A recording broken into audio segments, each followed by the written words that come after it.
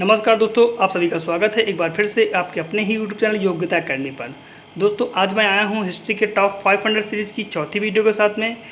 इसमें हम लोग 25 क्वेश्चंस को करेंगे जो कि बहुत ही इंपॉर्टेंट है। इसके अंतर्गत हम लोग भारत में यूरोपीय कंपनियों के प्रवेश को कवर करेंगे। तो चलिए स्टार्ट कर लेते हैं आज का वीडियो लेक्चर। फर्स्ट क्वेश्चन दिया गया है, वास्को डी गामा कालीकट पर किस वर्ष में आया? और इसके ऑप्शंस हैं 1350 AD, 1498 AD, 1530 AD, 1612 AD। दोस्तों, पहले आप इन प्रश्नों को खुद से सॉल्व करने का प्रयास करें और अपने उत्तर कमेंट बॉक्स में भेजें। उसके बाद मैं इन प्रश्नों के उत्तर बताने के साथ साथ इसको एक्सप्लेन भी कराऊंगा। तो फर्स्ट क्वेश्चन का राइट आंसर क्या होगा, आप लोग जल्दी से बताएं। तो इसका राइट आंसर हो जाएगा 1498 AD। Vasco da gamma Calicut पर 1498 ईस्वी में आता है। ठीक है, नेक्स्ट देखते हैं इसके बाद। नेक्स्ट है, निम्न में से कौन नीला जल योजना या ब्लू वाटर नीति से संबंधित है? इसके ऑप्शंस हैं de Almeida, Albuquerque, Dupleix, Robert Clive. तो इसका राइट आंसर हो जाएगा de Almeida. Francisco de Almeida ने नीला जल योजना या ब्लू वाटर पॉलिसी का प्रतिपादन किया था। 1505 ईस्वी में फ्रांसिस्को डी अल्मीडा भारत में प्रथम पुर्तगाली वायसराय एवं गवर्नर बनकर आया। व्यापारिक हितों के परिप्रेक्ष्य में हिंद महासागर में प्रभुत्व स्थापित करने के लिए अल्मीडा ने ब्लू वाटर पॉलिसी नीति का प्रतिपादन किया था। नेक्स्ट क्वेश्चन देखते हैं। नेक्स्ट है, मध्यकाल में सर्वप्रथम भारत से व्यापार संबंध स्थापित करने वाले थे। इसके ऑप्शंस हैं डच, अंग्रेज, फ्रांसीसी, पुर्तगाली। दोस्तों, ये बहुत ही इंपॉर्टेंट क्वेश्चन है, कई बार आया हुआ है। देखिए, आप 5 बार आ चुका है ये।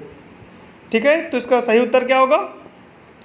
इसका सही उत्तर हो जाएगा पुर्तगाली, क्योंकि पुर्तगाली जो व्यापारी थे वो 1498 में भारत आ चुके थे।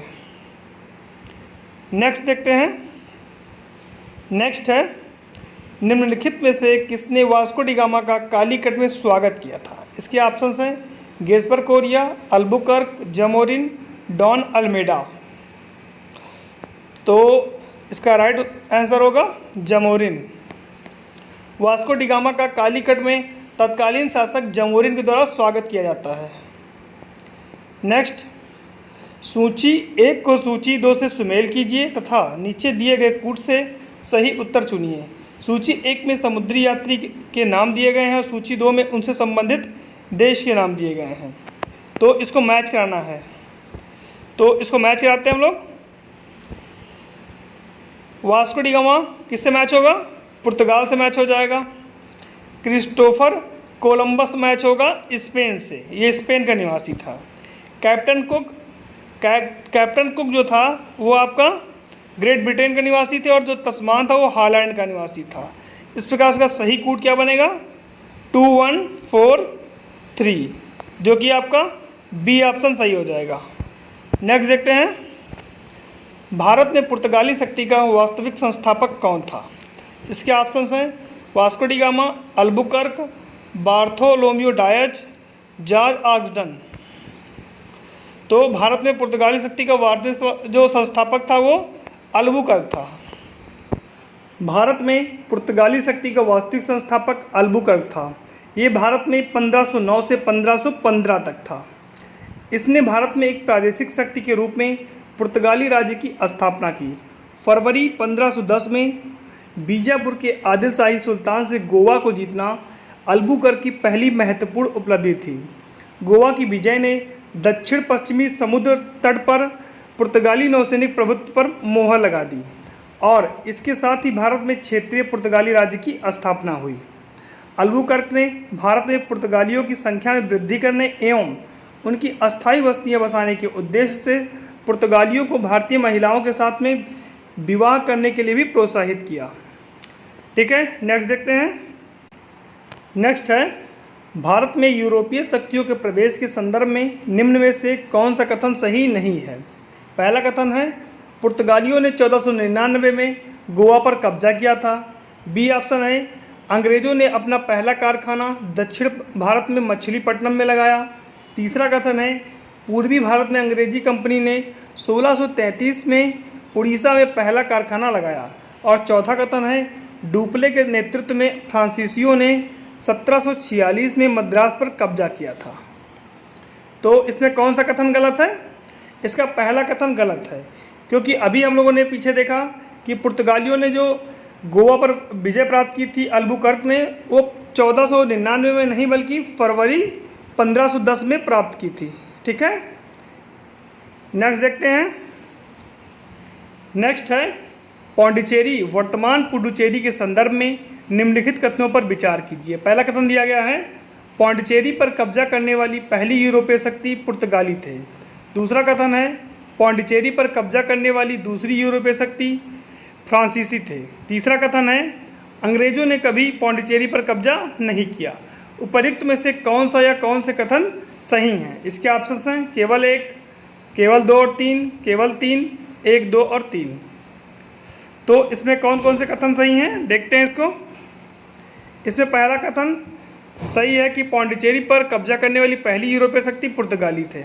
दूसरा कथन है पौंडीचेरी पर कब्जा करने वाली दूसरी यूरोपीय शक्ति फ्रांसीसी थे। तो ये कथन गलत है, क्योंकि पौंडीचेरी पर कब्जा करने वाली दूसरी यूरोपीय शक्ति डच थे।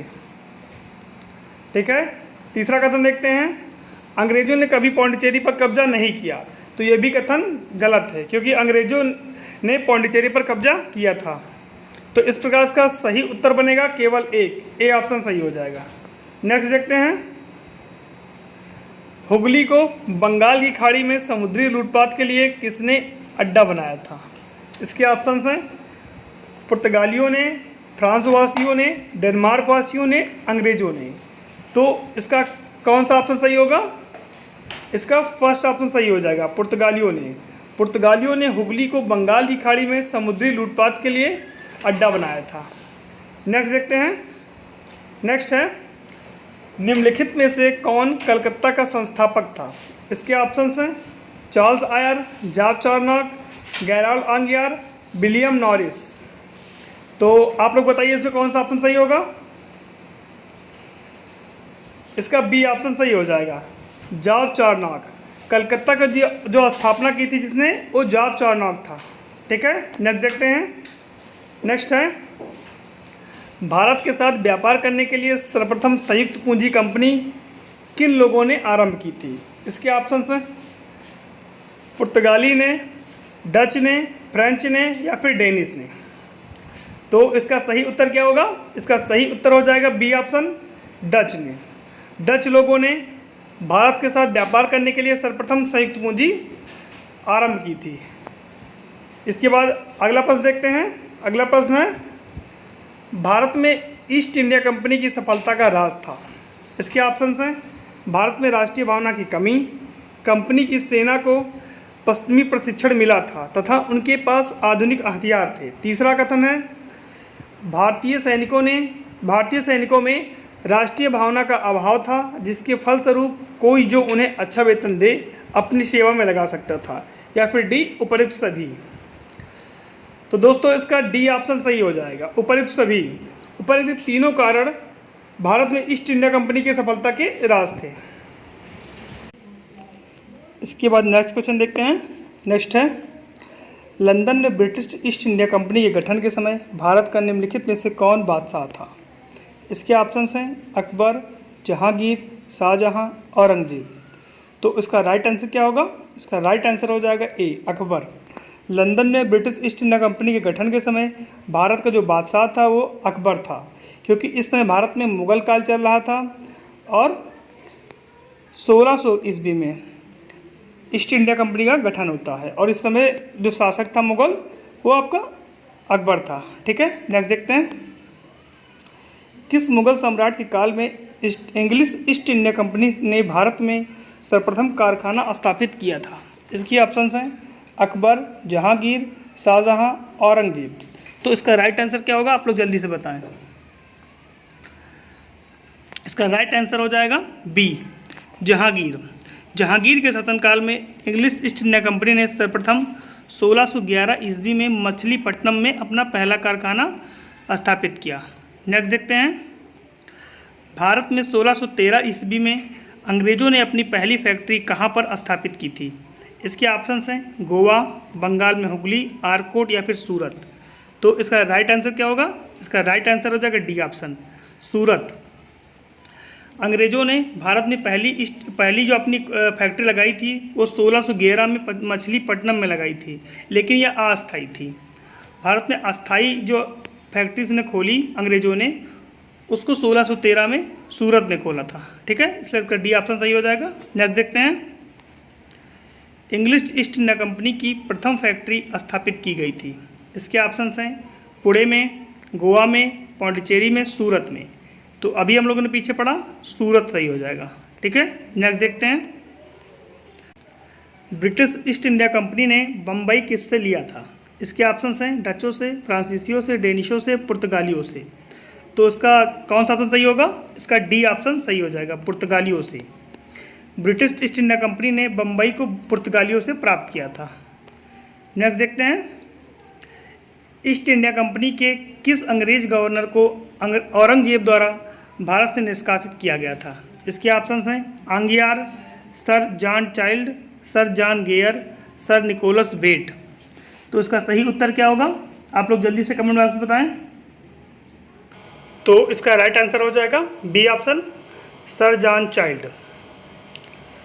बंगाल के अंग्रेज गवर्नर जॉन चाइल्ड ने 1688 ईस्वी में बम्बई और पश्चिमी समुद्र तट के मुगल बंदरगाहों पर घेरा डाला तथा मक्का जाने वाले हज यात्रियों को बंदी बनाने का प्रयास किया। फलस्वरूप उसे औरंगजेब ने भारत से निष्कासित करने का आदेश दिया था। मुगल शासक औरंगजेब के सामने उसे विवश होना पड़ा और अंततः उसे माफ़ी मांगनी पड़ी। ठीक है, नेक्स्ट देखते हैं।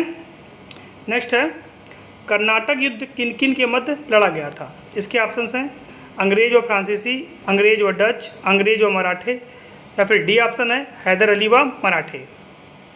तो इसका सही उत्तर क्या होगा? इसका सही उत्तर हो जाएगा अंग्रेज और फ्रांसीसी। अंग्रेज और फ्रांसीसी ईस्ट इंडिया कंपनी के बीच में भारत में एकाधिकार को लेकर कर्नाटक युद्ध होता है। ठीक है, नेक्स्ट देखते हैं। 20वां प्रश्न दिया गया है, सूची 1 को सूची 2 के साथ सुमेलित कीजिए और सूचियों के नीचे दिए गए कूट के उपयोग से सही उत्तर चुनिए। सूची 1 में कुछ युद्ध दिए गए हैं और सूची 2 में उनसे संबंधित संधियाँ दी गई हैं, तो दोनों को मैच करना है। तो प्रथम कर्नाटक युद्ध जो है आपका मैच होगा एक्सला चैपल की संधि से। दूसरा मैच होगा तृतीय कर्नाटक युद्ध, पेरिस की संधि से इसका अंत होता है। तीसरा है द्वितीय कर्नाटक युद्ध, ये अनिर्णित रहता है।